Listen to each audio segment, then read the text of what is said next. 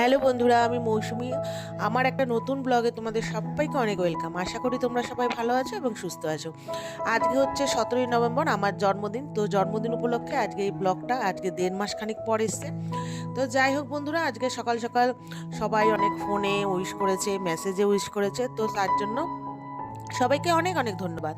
তো তারপর রেডি সেডি হয়ে মার বাড়ি চলে গেছিলাম। তারপরে চলে এসেছি একটা বিশেষ আমার বান্ধবীর বাড়িতে। তোমরা সবাই ওকে চেনো। তো ও হঠাৎ ফোন করে বলল, উইশ করে, যে আজকে আমার বাড়িতে আয়, খাওয়া দাওয়া করবি। তো আনন্দ, সেই মতে চলে আসলাম। তো এ দেখো এসেছি।